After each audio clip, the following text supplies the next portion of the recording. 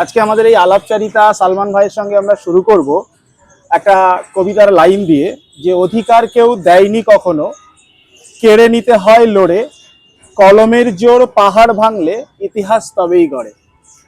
তো সেই কলমের জোর যেটাকে বলা হয়, আমরা জুলিয়াস সিজারের হিস্ট্রি যখন পড়েছি সেখানেও দেখেছি কলম নাকি অস্ত্রের থেকেও বড় ধারালো। তো সেই রকম একজন আমি সালমান ভাইকে আমাদের সঙ্গে পেয়েছি। আমি সালমান ভাইকে আজকের এটা ঠিক ইস্যু বা আজকের যে আলোচনা এরকম কোনো ইস্যু দিয়ে বলছি না, আজকে আমার ব্যক্তিগতভাবে যেটা মনে হয়েছে, এরকম একটা জায়গা থেকে আমি সালমান ভাইয়ের সঙ্গে আজকের এই আলাপচারিতা শুরু করব। আপনার কি মনে হচ্ছে যে এই এসআইআর এটা কি শুধু ভোটার তালিকা শুদ্ধিকরণ, না নির্দিষ্ট একটা ছাঁচে ফেলে একটা শ্রেণীকে বাদ দেওয়া ষড়যন্ত্র?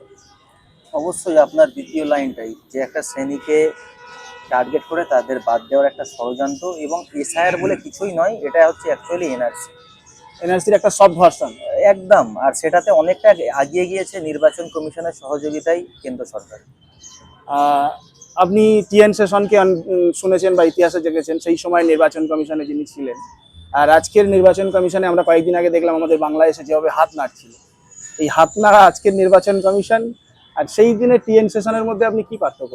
তখন ছিল নির্বাচন কমিশন আর এখন হয়ে গেছে নির্যাতন কমিশন। দুটোর মধ্যে কিন্তু ডেফিনেটলি অনেকটা মানে মানে পার্থক্য রয়েছে। অবশ্যই, হ্যাঁ অবশ্যই। তার কারণ পরিচালিত বিজেপি, তার তো ভার্সান তো সবসময় আরএসএস এরই হবে না। হ্যাঁ, আপনারা দেখেছেন যে সমস্ত জিনিসের একটা ভার্সন থাকে। তো অ্যাকচুয়ালি এই নির্বাচন কমিশন হচ্ছে বিজেপি ভার্সন। এই জন্য এনার মুখ থেকে যতগুলো কথা বেরোচ্ছে, একটাও কথা কিন্তু নাগরিককে সুবিধার জন্য না, নাগরিককে ক্ষতির জন্যই হচ্ছে। আপনি দেখুন, আজকে এই পশ্চিমবঙ্গের 60 লক্ষের অধিক মানুষ আন্ডার অ্যাডজুডিকেশনের মধ্যে রয়েছে। এবং যারা প্রান্তিক মানুষ, গ্রামের মানুষ, যারা মানে অটোই বাসে চেপে যাওয়া আসা করে, তারাই বুঝবে। যারা এসি ঘরে থাকে তারা সত্যি কথা বলতে পরিবেশ এবং সমাজ সম্বন্ধে তারা অনেকটা দূরে। তার কারণ তারা অ্যাকচুয়ালি জীবনযাপনটা খুব আমোদের সাথে করে। তো তাই সাধারণ জনগণের কষ্ট, তাদের আবেগ, তাদের অনুভূতিটা বোঝে না। অ্যাকচুয়ালি আপনি দেখুন, যারা পথচারী আছেন এবং যারা রাস্তাঘাটে ওঠা বসা করেন, তারা এই গ্রাম্য এবং বাংলা বাঙালি যে কতটুকু বিপদের মধ্যে রয়েছে। আমরা এর আগে 1947 সালের আগে দেখেছি ব্রিটিশের শাসন এবং ব্রিটিশ মানে এখানে রাজতন্ত্র করেছিল এবং এই ভারতবর্ষকে গোলাম বানিয়েছিল, ভারতবর্ষের নাগরিককে গোলামে পরিণত করেছিল। আজকে বাংলা বাঙালিকে বিজেপি ঠিক সেই কায়দায় করতে চাচ্ছে। তার কারণ বিজেপিটা তো অ্যাকচুয়ালি ব্রিটিশ ভার্সন। 2014 সালের পর আমরা দেখতে পাচ্ছি ইংরেজদের উত্তরসূরিদের শাসনকাল। অবশ্যই। তার কারণ দেশের প্রধানমন্ত্রী সব থেকে শ্রদ্ধেয় জায়গায় থাকে। এর আগে আমি সত্যি কথা বলতে, এটা আমার ব্যক্তিগত এই কথাটা, ধরুন যদি সাংবিধানিক কোনো ভুল হয়ে থাকে আমার দ্বারা, তাহলে হতে পারে। সেটা হচ্ছে প্রধানমন্ত্রী, আমি সত্যি কথা বলতে মনমোহন সিং এর পরেতে আমি কোনো প্রধানমন্ত্রী আমি দেখতে পাইনি। 2014 পরে যে প্রধানমন্ত্রী এসেছে এটা নির্বাচিত নয়। তার কারণ যদি কোনো রোহিঙ্গা বা অনুপ্রবেশকারীর ভোট দ্বারা নির্বাচিত প্রধানমন্ত্রী পদে বসে সে প্রধানমন্ত্রী নিজেকে মনে করে, তাহলে তো সে প্রধানমন্ত্রীই নয়। তাহলে মনমোহন সিং এর পরে ভারতবর্ষে আর প্রধানমন্ত্রী আসেনি, এখনো পর্যন্ত কোনো প্রধানমন্ত্রী নেই। এবং যেইভাবে ব্রিটিশ শাসন চলতো এখন ওই শাসনই চলছে।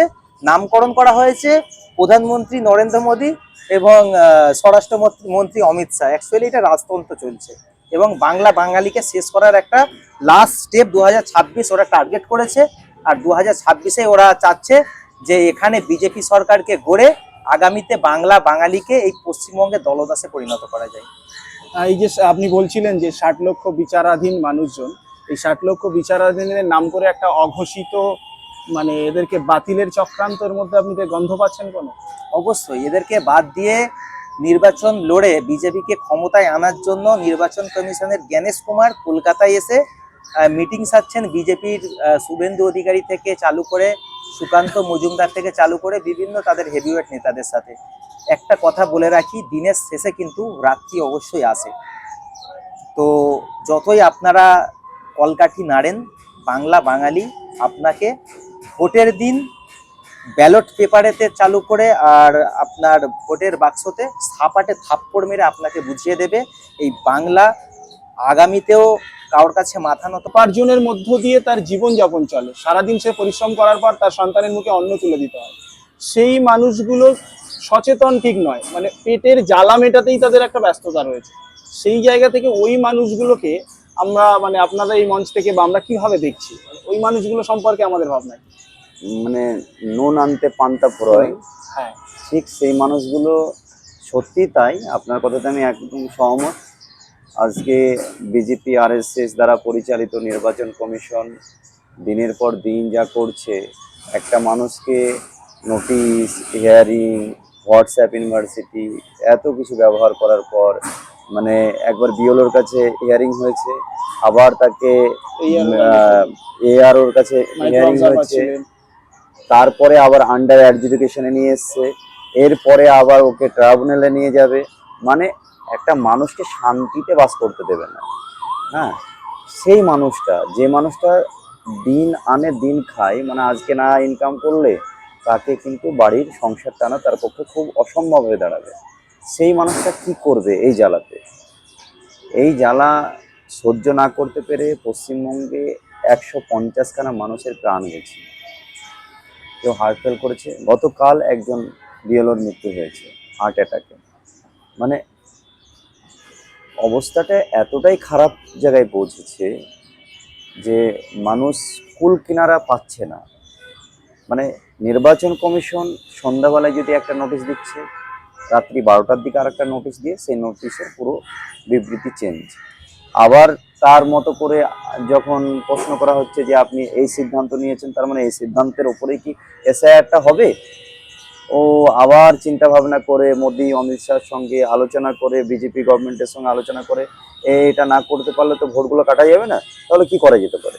তখন ওরা বলছে যে এই পথে তুমি চলো। এই যে লজিক্যাল ডিসক্রেপেন্সি, তারপরে আপনি দেখেন আন্ডার অ্যাডজুডিকেশন, এই যে একের পর এক ধাপ নিয়ে আসে, এটা মূলত বিজেপি গভর্নমেন্ট নিজের সুবিধার জন্য এগুলো নিয়ে আসা করাচ্ছে। মানে নিজেদের প্রসেসটা লং প্রসেসে নিয়ে যাচ্ছে। হ্যাঁ, মানে আমরা বলতে পারি পশ্চিমবঙ্গকে 2019 সালে দখল করার একটা চেষ্টা চালিয়েছিল, সেটা এনআরসির মাধ্যমে, কিন্তু সেটা পেরে ওঠেনি। এটা তো বাংলা, এটা পারার কঠিন আছে। 2026 সালে নির্বাচনকে সামনে রেখে আবার এসআইআর নিয়ে আসা হয়েছে। হেন তেন প্রকারে, যে কোনো প্রকারে মারামারি করে হোক, দাঙ্গা করে হোক, মানুষের মধ্যে ভয় ভীতি প্রদর্শন তৈরি করে হোক, সে আজকে মানে বাংলা দখলের জন্য অপচেষ্টা চালাচ্ছে। মানে নাগপুর থেকে যেটা সিদ্ধান্ত দেওয়া হচ্ছে সেটাই সে বাস্তবায়িত করবে। মানে আপনি বলতে চাইছেন আমাদের 2014 সালের পর থেকে এই যে সরকারটা ক্ষমতায় এসেছে, সাধারণ মানুষকে লাইনেই দাঁড় করিয়ে রেখেছে। একদম, মানে এতে কোনো সন্দেহ এই নেই। লাইন দিতে দিতেই মানুষ এমন একটা সময়, আপনার কি মনে হচ্ছে না যে এই লাইনের শেষ পর্যায়ে একটা ক্লাইম্যাক্স তো অবশ্যই আছে? অবশ্যই আসবে, কারণ হচ্ছে এই মানুষই তো, এইটাই ভারতবর্ষ। যে ভারতবর্ষের মানুষ আশফাকুল্লাহ খান, রামপ্রসাদ বিসমিল, ভগৎ সিং, রাজা রামমোহন রায়, মৌলানা আবুল কালাম আজাদ, মহাত্মা গান্ধী, আপনার আমার পশ্চিমবঙ্গের নেতাজি সুভাষচন্দ্র বোস, এই যে মানুষগুলো, এরাই তো সেই বিজেপি আরএসএস রা যার গোলামি করতো, দালালি করতো, সেই ব্রিটিশকে তো এরাই তাড়িয়েছে। এই স্মৃতি আপনি দেখেন, মেমোরি ওয়াল, তাদের স্মৃতিচারণকে সামনে আমরা কেন নিয়ে এসেছি? এদের ইতিহাসকে আমরা বাস্তবে রূপ দেওয়া হবে, এই ইতিহাসকে নিয়েই আমরা চলতে চাই। আপনাকে আমি ছোট্ট একটা ভারতের যে সম্প্রীতি, ভারত এমন একটা দেশ যেখানে ভাষার কোনো ব্যারিয়ার নেই, ল্যাঙ্গুয়েজের কোনো ব্যারিয়ার নেই, ধর্মের কোনো ব্যারিয়ার নেই, যে যার ধর্ম সে পালন করবে। আমি একটু দেখতে পাই কোরআন এবং আমাদের মানে ভারতীয় সংবিধানের মধ্যে একটু কেমন মিল পাওয়া যায়। কোরআন বলবে যে যার ধর্ম সে তা পালন করবে, লাকুম দীনুকুম ওয়ালিয়া দিন। আমার সংবিধান আবার রাইট দিচ্ছে ভারতের বসবাসকারী মানুষেরা, তার রাইট আছে যার যা ধর্ম সে তাই পালন করবে, কিন্তু যার যা ভাষা সে তাই। আপনার মনে হচ্ছে না যে সেই সংবিধান আজ বিপর্যয়ের মুখে দাঁড়িয়ে আছে?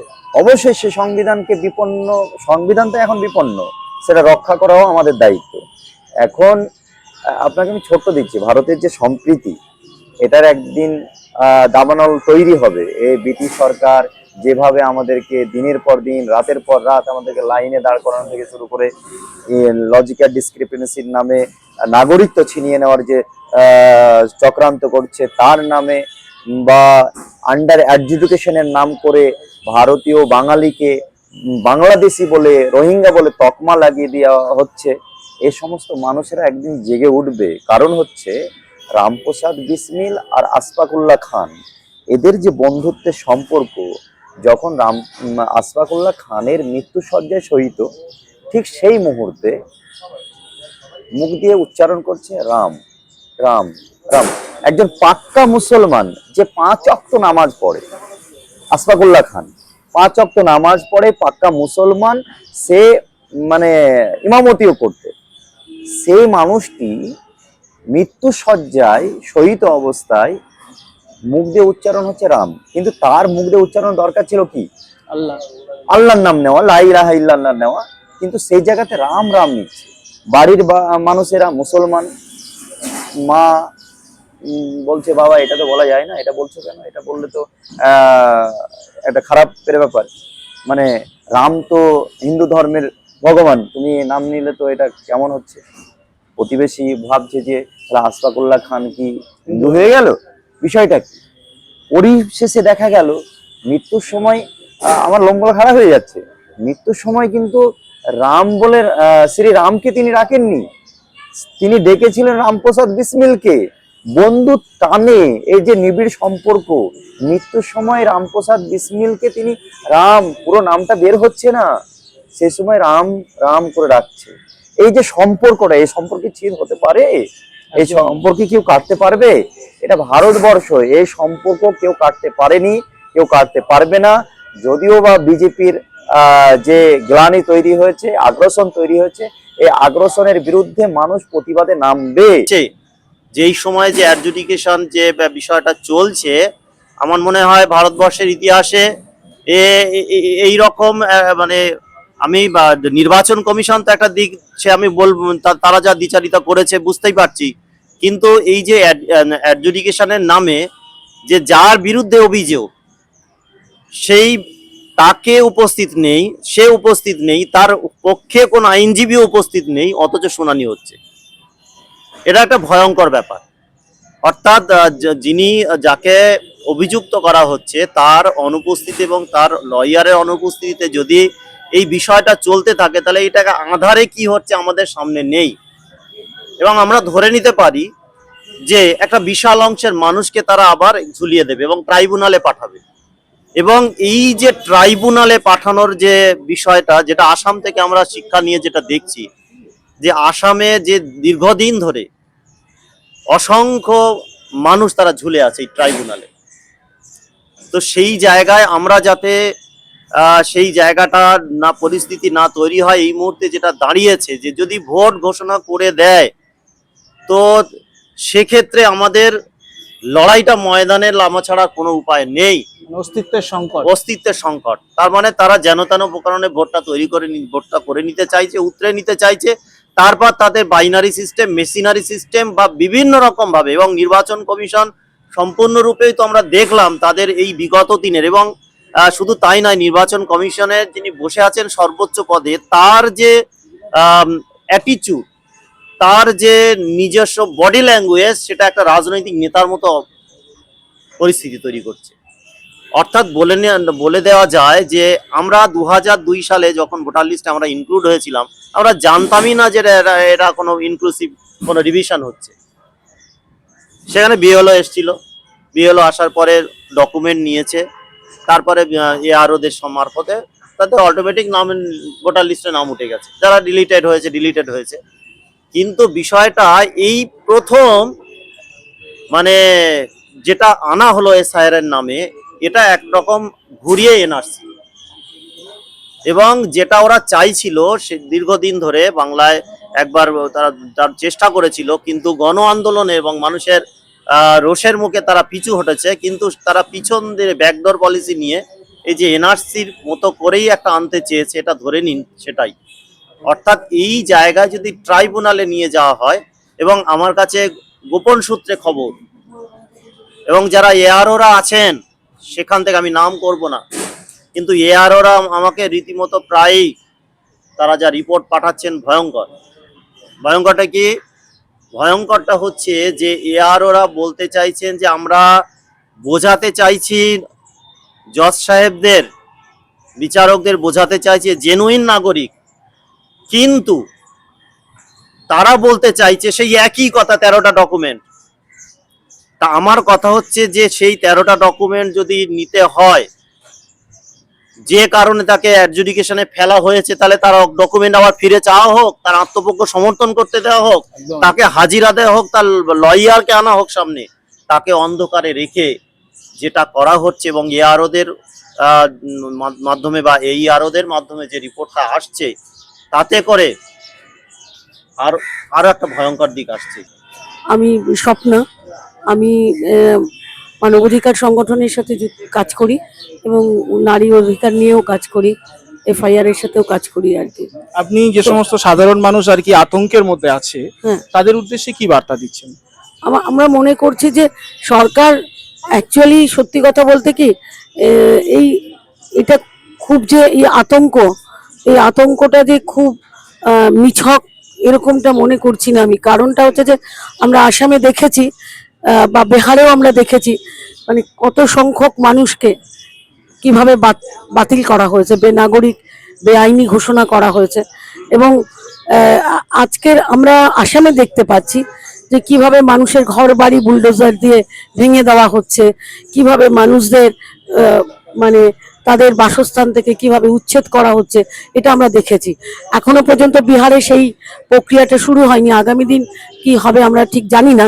এবং বাংলাতেও মানে এই মানুষগুলো যখন বাতিল হয়ে যাবেন, তো তাদেরও যে কি অবস্থাটা হবে, এটা কোনো রকম আমরা মনে করছি না যে এটা নিছক আতঙ্কের বিষয় না।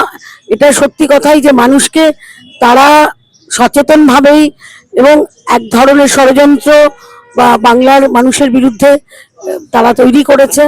মানুষকে এভাবেই আর কি কি বলবো, যে মানুষকে এভাবেই তাদের মানে সমস্ত অধিকার থেকে বঞ্চিত করার জন্য, তাদের অধিকারগুলোকে কেড়ে নেওয়ার জন্য।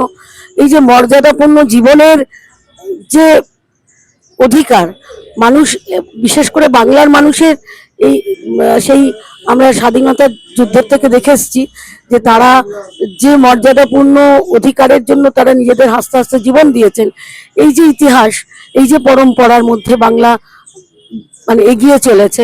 সুতরাং মানুষ কিন্তু এটাই চায়, আর এটাই হচ্ছে আজকের আমাদের যে শাসক রয়েছে তারা কিন্তু এই জীবন বোধ, এই মর্যাদা বোধকে তারা আসলে কিছুদিন মেনে নিতে পারে না বলেই আসলে কিভাবে আমাদের সাধারণ খেটে খাওয়া মানুষ, কারণ তারাই তো দেশটা চালায়, দেশ চালায় হচ্ছে এখানকার কৃষক, এখানকার শ্রমিক, এখানকার খেটে খাওয়া মানুষ, মুটে মজুর, প্রতিদিনের যেগুলো আমাদের চোখে পড়ে না, যে মানুষটা এই পার্কটা ঝাড় দিচ্ছেন, যে মানুষটা এখানে এই জলগুলো দিয়ে যাচ্ছেন, এই যে বাথরুম আমাদের যে সমস্ত মানে সাধারণ এই শৌচালয়গুলো রয়েছে সেখানে যারা কাজ করছেন আমরা সেগুলো দেখতে পাচ্ছি না, কিন্তু তারা তো আমাদের এই জীবন প্রবাহটাকে বয়ে নিয়ে চলেছেন।